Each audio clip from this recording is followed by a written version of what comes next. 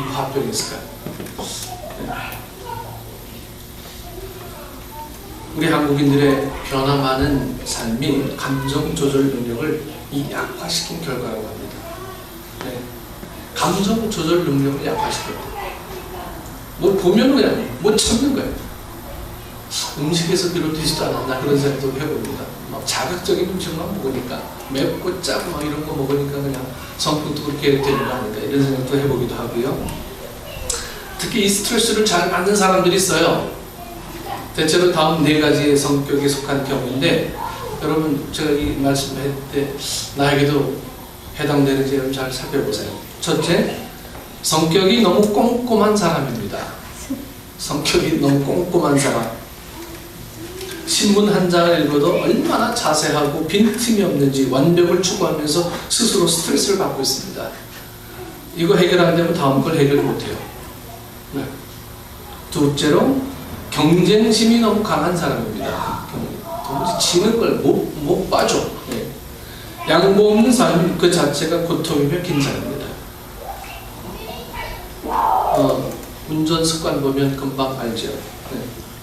도무지 내 앞에 가는 꼴을 못 봐요. 네. 그래서 이유 없이 경쟁해요. 이유 없이. 네. 저놈이 나를 추월했어? 어디 한번 해보자. 이유 없어. 양보가 없어요. 너무 긴장스러워요. 세 번째로, 성미 급한 사람입니다. 참을성이 부족함으로 자연히 화를 막 잘 내게 돼요. 네 번째로, 지나치게 내성적인 사람입니다. 여러분, 결벽증을 갖고 있기도 해서 모든 문제를 속으로 사귀느라 스트레스가 심합니다. 이 네 가지에 하나도 걸리지 않는 사람은 아무도 없을 거예요. 다 있지. 사실상 여기서 빠져나갈 완전한 성격의 소유자는 거의 없습니다. 누구나 스트레스에서 자유로울 수가 없어요. 이렇게 모든 사람에게 힐링은 다 필요한 거예요. 힐링은. 현대인의 모든 스트레스와 병은 이 분노 조절에 실패한 화병 같은 것이라고 말할 수가 있어요. 네. 앵거 디스오더라고 그러죠. 네. 이런 것들이 우리 삶 속에서 계속 나를 괴롭히고 있으니까 연관지어서 다른 것도 다 폭발 일보 직전이에요. 뭔가 건드리면 우리 삶 속에서 그런 경우들을 흔히 바라봅니다. 왜 내가 이렇게 살아야 하나? 왜 내가 이런 수모를 당해야 하는가? 정의는 과연 존재하는 것인가? 되게 이와 같은 종류의 우려라고 막 할 수가 있어요. 요즘도 저도 같은 우라가 막 속에 있어요. 가급적이면 세월호 이야기를 안 꺼내려고 막 노력을 하는데, 요즘 되어지는 이 상황들을 보면 막 우라가 치밀어요. 아니 어떻게 이렇게 해결을 할 수가 있나? 막 우라가 치밀기도 하고요. 그렇습니다. 그러니 릴렉스를 해라, 적당한 운동을 해라, 수면을 취해라, 이런 치유 방식은요 전혀 도움이 될 수가 없었습니다.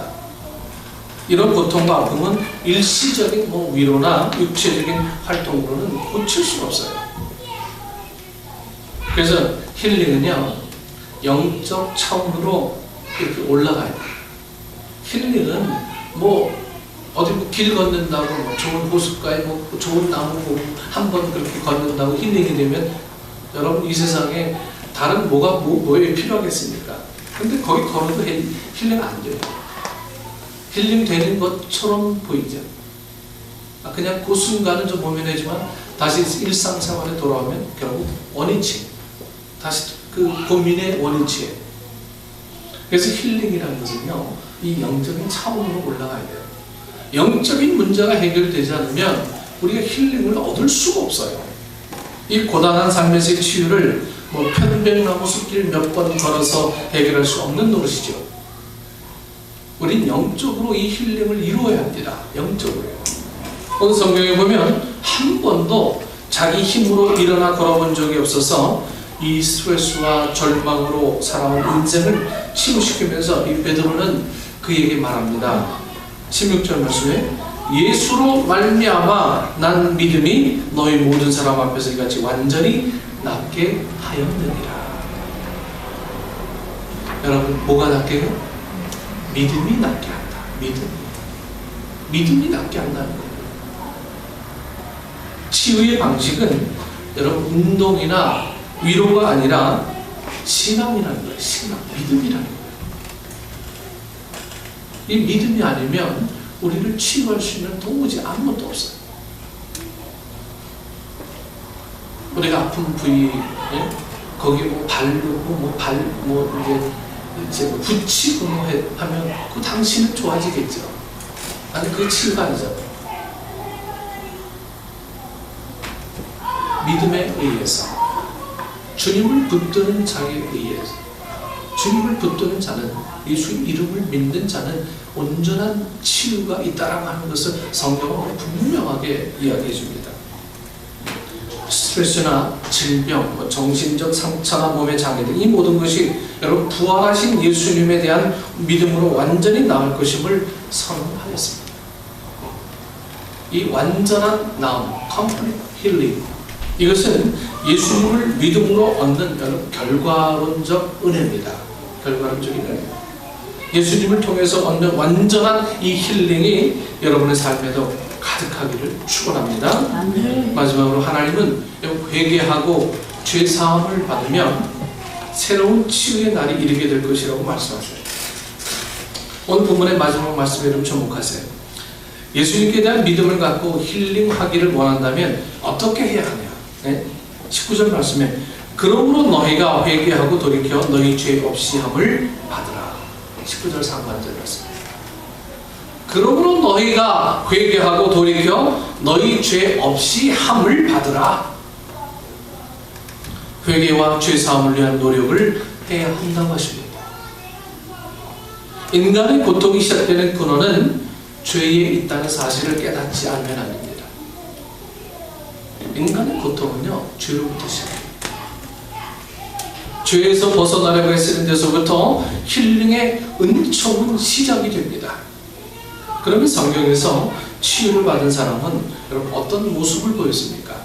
성경의 예를 우리가 찾아봐야 되겠죠. 그는 나면서부터 걷지 못하게 된 사람이었습니다. 사도행전 3장 2절에 비슷한 사례가 예수님의 치유 사역에서 발견됩니다. 예수님께서 실로암 부근을 거니시다가 만난 거리는 날 때부터 앞을 보지 못했습니다. 어느 때 그냥 살다가 다친 눈이 아니고 날 때부터 선천적으로. 제자들은 그가 맹인으로 난 것이 누구의 죄인가 이게 묻습니다. 예수님께서 뭐라고 말씀하셨습니까? 이 사람이나 그 부모의 죄로 인한 것이 아니라 그에게서 하나님이 하시는 일을 나타내고자 하십니다. 이렇게 말씀하시죠. 여러분 누구의 탓이 아니라 그에게 임재하신 하나님을 발견하도록 깨우치셨어요. 여러분 우리가 뭔가 날 때부터 문제가 생기고 어려운 거 있으면 부모 탓하잖아요. 왜 나를 이렇게 해? 하지만 하나님의 은혜의 믿음을 고백하는 자들은요, 나를 통해서 하나님의 은혜의 영광이 나타나기 위해서라고 하는 이 고백이 우리의 치유를 온전하게 이룰 수 있다고 하는 거죠. 그는 실로암 못에 가서 씻은 후에 눈을 떴고요, 바리새인들 앞에 서서 이 사실을 증언했습니다. 그리고 예수님 앞에 나와서 주여 내가 믿나이다 하고 엎드려 절하죠. 그의 치유 신앙은 죄 사함을 얻은 후 더 깊어지는 모습을 보여줍니다. 여러분 죄 사함의 은혜는요, 내가 하나님과의 관계를 더더 깊숙하게 연결시켜주는 그러한 능력이 있습니다. 그래서 죄의 고백, 여러분 회개의 은혜라고 하는 것은요, 우리를 얼마나 영적인 깊은 세계로 이렇게 이끄는 도구인 줄 몰라요. 그래서 우리가 정말 삶을 살고자 하고 내 죄를 회개하는, 내 죄를, 그리고 이 죄의 사함을 얻고 난 후에 주님과의 관계에서 더 깊어지는 우리의 모습들, 이런 것들을 주님은 더 원하신다고 하는 거죠. 마찬가지로 오늘 본문에 걷지 못하던 사람도 누구의 죄가 아니라 자신에게 하나님의 임재가 있었음에 대해서 놀라움을 느꼈을 겁니다. 그러고 나서 그 사람은 이 산헤드린 공회라는 무시무시한 곳에 이 베드로, 요한과 함께 섰습니다. 그 공회는 얼마 전에 예수님을 재판했던 곳으로서 대제사장의 문중이 다 모인 자리였어요. 치유받은 사람은 한 40살 정도 된 중년으로서 쉽게 치료하지 못할 나이였고요. 또한 감정에 좌우될 연령도 아니었습니다. 그는 거기 있던 모든 사람들과 함께 하나님께 영광을 돌렸습니다. 그리고 그 산헤드린 공회에서 치유의 선포가 이루어지게 됩니다. 19절 아래 보면 이같이 하면 새롭게 되는 날이 주 앞으로부터 이를 것이요, 이렇게 말씀하고 있습니다. 회개하고 죄 사함을 받으면 완전한 은총을 받는 날이 오게 된다는 것입니다. 그날은 궁극적으로 주님의 날을 가리키지만 우리 인생의 힐링이 이루어지는 때로 볼 수가 있어요. 본문에 새롭게 되는 날을 이전 개혁 성경은요, 유쾌하게 되는 날이라고 이렇게 번역했어요. 영어로는 times of refreshing 이렇게 이야기하죠. 시원하고 신선한 때라고 하는 거예요. 마음에 지고 있었던 죄의 짐이 모두 벗겨진다면 그 얼마나 시원할 것입니까? 여러분 짓누르고 있던 문제에서 자유로워지면 여러분 얼마나 시원하겠어요. 육신을 괴롭히던 병마가 씻은 듯 사라지고 몸이 가벼워졌을 때 그 유쾌함과 신선함을 여러분 어떻게 말할 수 있겠습니까? 하나님의 손길로 병이나 이 고통에서 나음을 받은 신앙적 경험을 가진 이들은 압니다. 참으로 완전한 힐링의 은총이죠. 힐링을 원하면서 죄의 문제를 외면하는 것은 여러분 신앙인의 자세가 아니에요. 치유되기를 원하면서 내 죄의 문제를 주님 앞에 내어놓기를 꺼려하는 것은 신앙인이 해낼 일이 아니라고 하는 거예요. 우리의 온전한 힐링은 죄에 대한 성찰에서 비롯되기 때문입니다. 여러분 10명의 나 환자를 주님 고쳐주셨을 때 한 명만 돌아왔고요. 그것도 이방인이죠. 9명은 전부 다 제가 길로 돌아왔어요. 죄의 고백이 이루어지지 않으면 그 치유가 9명에게 이루어졌다 할지라도 그것은 온전한 치유가 될 수 없는 거예요. 병은 치유됐지만 심각한 마음의 병을 안고 나머지 생을 또 살아가게 될 겁니다. 17세기 프랑스의 철학자 파스칼은요, 인간은 생각하는 갈대이며 신을 찾는 존재이다, 이렇게 유명한 이렇게 사유를 남기지 않았습니까? 그리고 그의 유산집 팡세에서 세상에는 두 종류의 인간들만이 있을 뿐이라고 했습니다. 곧 자신을 죄인이라고 고백하는 의인과 자신을 의인이라 생각하는 죄인이다 있다고 합니다. 자기 죄를 인정하는 사람의 경우 희망 있는 죄인이라 할 수 있어요. 그들에게는 머지않아서 치유의 시간과 새롭게 되는 날이 찾아오게 될 것입니다.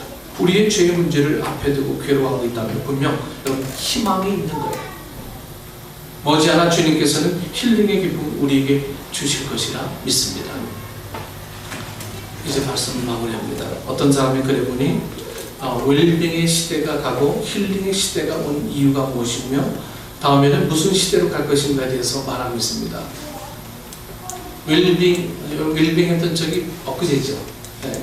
웰빙은 삶의 만족을 추구하기 위해 좋은 먹을거리 개발이 중심이었다면서 유기농이나 슬로푸드에 대한 관심 등을 예를 들어서 막 이야기했었습니다. 화학비료나 농약을 쓰지 않고요, 천연 재료를 사용해서 식문화의 전통성을 따라 천천히 만들어 먹는 음식을 보면 웰빙이 생각난다고 했습니다. 그때부터 햄버거, 피자 같은 이 패스트푸드를 사람들이 좋아하지 않게 되었다고 말했습니다. 사실 웰빙은 먹을거리만을 말하는 게 아니고요, 건강한 심신의 삶의 방향을 맞춘 것으로 우리는 우리나라 말로 번역을 하면 참살이 이렇게 번역할 수가 있어요. 참살자.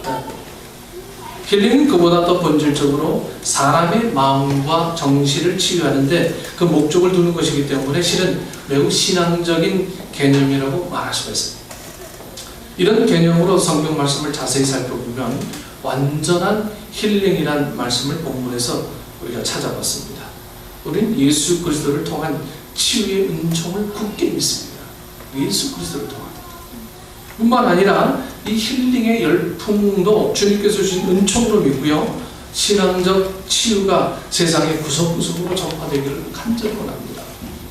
그러나 치유 사역이 성경의 문자에 극도로 치우친 나머지 사회적 무리를 일으키거나 병치료 중심의 신앙으로 나가는 것을 우리는 조심해야 하죠. 힐링은 분명히 여러분 인간의 권능이나 경건으로 되는 게 아니고요, 예수 그리스도를 믿음으로 완전하게 됨을 믿으시기를 바랍니다. 여러분들이 예수 그리스도의 믿음, 예수 그리스도를 믿는 믿음이 아니면 온전한 힐링이 될 수가 없어요. 치유가 될 수 없습니다. 그래서 혹시 기도원에 가시는 분들이 아무에게나 머리 뒤밀고요, 막 기도 받고 이런 짓은 하지 말아야 돼요. 하나님의 은혜, 하나님의 은혜, 주님과의 관계에서, 주님과의 이 이해관계에서 우리 믿음의 고백이 이루어져야 되죠. 회개와 제사함을 통해 새롭게 되는 힐링의 날이 임하게 된다는 것이 우리에게 주시는 하나님의 말씀입니다. 우리 사랑하는 식구 여러분, 하나님께로부터 오는 완전한 힐링을 얻으며 살아가는 우리 축복된 우리 식구들 되기를 축원합니다. 하나님의 놀라운 이 일들은 우리를 뭔가 자꾸만 해결해 주시려고 하세요. 해결해 주시길 원하시는 하나님의 생각입니다. 근데 나도 자꾸만 도망가길 원하는 내 속성들이 우리 속에 분명히 있습니다. 완전한 힐링, 이것은 하나님과의 관계 속에서, 온전한 믿음 속에서, 회개 속에서 이루어진다는 것을 기억하시고, 여러분 삶 속에서 힐링의 은혜가, 치유해 주시는 은혜가 여러분 삶 속에 온전하게 회복되어지는 우리 식구들 되기를 축원합니다. 기도하겠습니다. 좋으신 아버지 하나님, 은혜를 감사합니다. 우리는 주님으로부터 날마다 치유의 은혜를 받으며 살지만 이것이 늘 우리 표면적으로 드러나기를 소원하고 있었던 우리의 모습들을 바라보게 됩니다. 아버지 하나님, 온전하지 못했던 내 성격이 그나마 차분해진 것도 힐링입니다. 주님을 이해하지 못했던 내가 조금이라도 주님을 이해하는 것도 힐링입니다. 아버지 하나님, 주님과의 관계에서 죄를 회개하지 못하던 내가 주님과의 관계에서 이제는 죄를 회개하게 되고, 내가 어떤 사람인지 내 존재를 알게 될 수 있는 것도 힐링임을 우리가 믿사오니, 아버지 하나님, 주님과의 관계에서 온전한 치유가 이해되어지고 고백되어지는 우리 모든 식구들 되게 하여 주옵소서. 예수님 이름으로 기도드리옵나이다. 아멘.